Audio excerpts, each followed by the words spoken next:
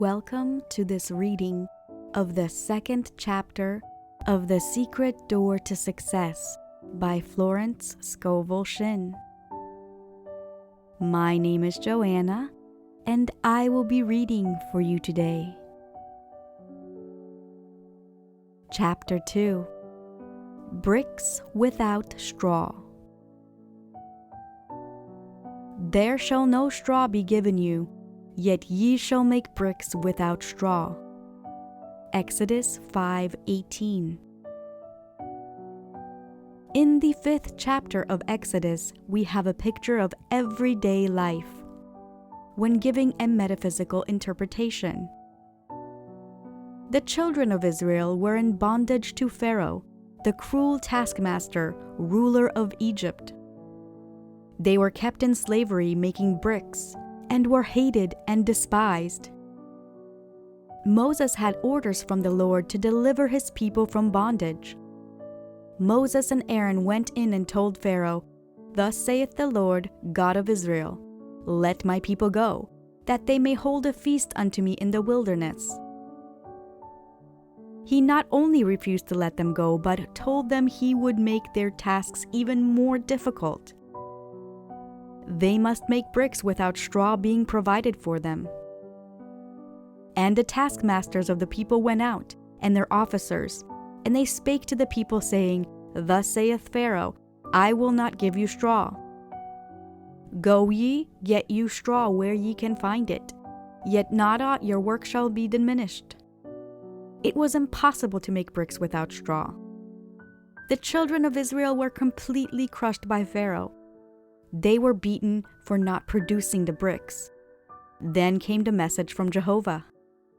"Go therefore now and work, for there shall no straw be given you, yet shall ye deliver the tale, number of bricks." Working with spiritual law, they could make bricks without straw, which means to accomplish the seemingly impossible. How often in life people are confronted with this situation? Agnes M. Lawson, in her Hints to Bible Students, says, "The life in Egypt under foreign oppression is the symbol of man under the hard taskmasters of destructive thinking, pride, fear, resentment, ill will, etc. The deliverance under Moses is the freedom man gains from the taskmasters as he learns the law of life, for we can never come under grace except we first know the law. The law must be made known in order to be fulfilled." In the 11th Psalm, we read the final verse, "The fear of the Lord, law, is the beginning of wisdom. A good understanding have all they that do his commandments. His praise endureth forever." Now, if we read the word Lord, law, it will give us the key statement. The fear of the law, karmic law, is the beginning of wisdom, not the fear of the Lord. When we know that whatever we send out comes back, we begin to be afraid of our own boomerangs. I read in a medical journal the following facts telling of the boomerang this great Pharaoh received. It would appear that flesh is indeed heir to a long and ancient line of ills, when, as was revealed by Lord Monyahan at Leeds, that the Pharaoh of the oppression suffered from hardening of the heart in a literal sense. Lord Monyahan showed some remarkable photographic slides of results of surgical operations 1,000 years before Christ, and among these was a slide of the actual anatomical remains of the Pharaoh of the oppression. The large vessel springing from the heart was in such a well-preserved state as to enable sections of it to be made and compared with those made recently from the lantern slide. It was impossible to distinguish between the ancient and modern vessel. Both hearts had been attacked by atheroma, a condition in which calcium salts are deposited on the walls of the vessel, making it rigid and inelastic. Inadequate expanse to the stream of blood from the heart caused the vessel to give way. With this condition went the mental changes that occur with a rigid arterial system: a narrowness of outlook, restriction and dread of enterprise, a literal hardening of the heart. So Pharaoh's hardness of heart hardened his own heart. This is as true today as it was several thousand years ago. We are all coming out of the land of Egypt, out of the house of bondage. Your doubts and fears keep you in slavery. You face a situation which seems hopeless. What can you do? It is a case of making bricks without straw. But remember the words of Jehovah.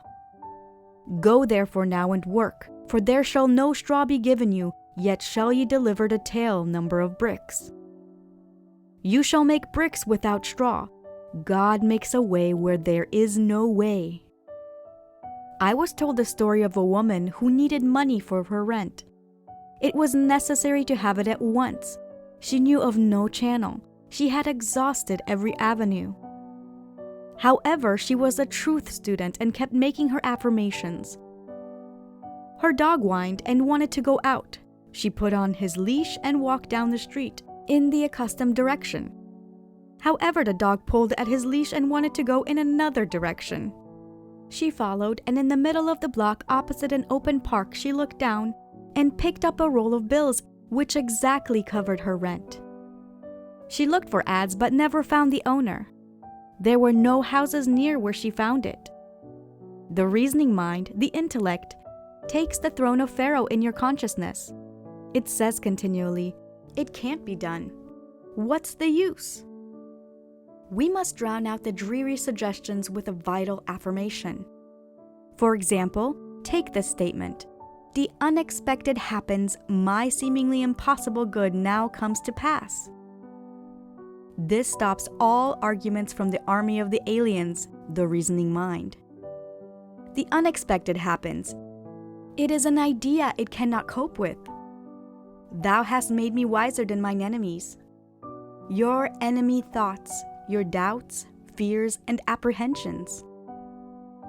Think of the joy of really being free forever from the Pharaoh of the oppression. To have the idea of security, health, happiness, and abundance established in the subconscious. It would mean a life free from all limitation.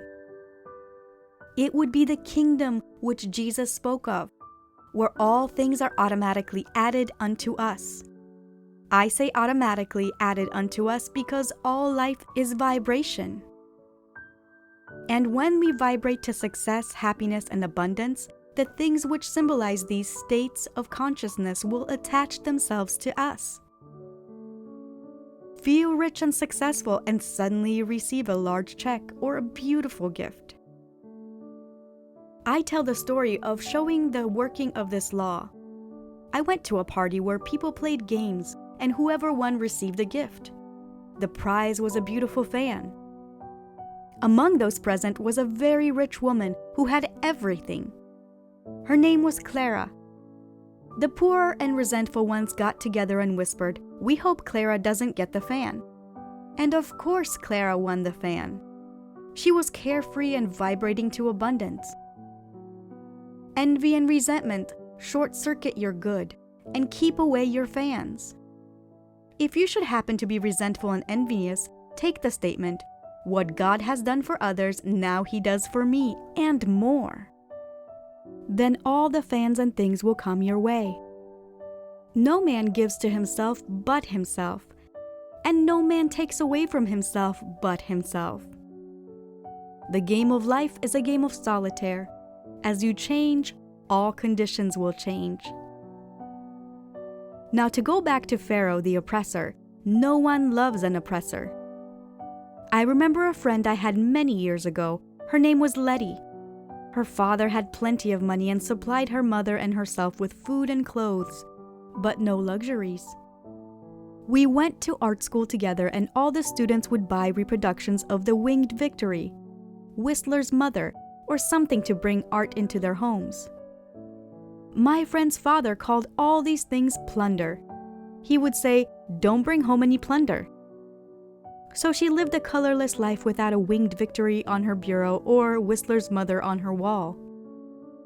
He would often say to his friend and her mother, "When I die, you'll both be well off."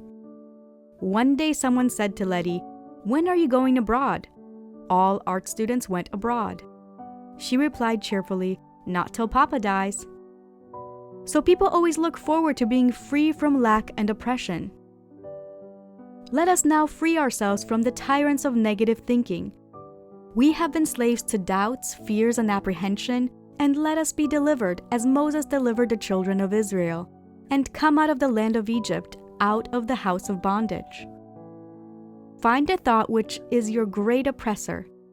Find the kingpin.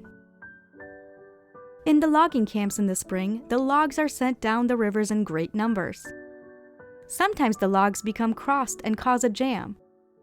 The men look for the log causing the jam, they call it the kingpin, straighten it, and the logs rush down the river again. Maybe your kingpin is resentment. Resentment holds back your good. The more you resent, the more you will have to resent. You grow a resentment track in your brain, and your expression will be one of a habitual resentment. You will be avoided and miss the golden opportunities which await you each day. I remember a few years ago the streets were filled with men selling apples. They got up early to get the good corners. I passed one several times on Park Avenue. He had the most disagreeable expression I have ever seen. As people passed, he said, "Apples, apples," but no one stopped to buy. I invested in an apple and said, "You'll never sell apples unless you change your expression."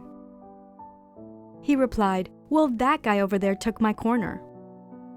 I said, "Never mind about the corner. You can sell apples right here if you look pleasant." He said, "Okay, lady," and I went on. The next day I saw him. His whole expression had changed. He was doing a big business selling apples with a smile. So find your kingpin. You may have more than one, and your logs of success, happiness, and abundance will go rushing down your river. Go, therefore, now and work, for there shall no straw be given you, yet ye shall make bricks without straw. End of chapter 2. Thank you for listening to this reading of the second chapter of The Secret Door to Success by Florence Scovel Shinn.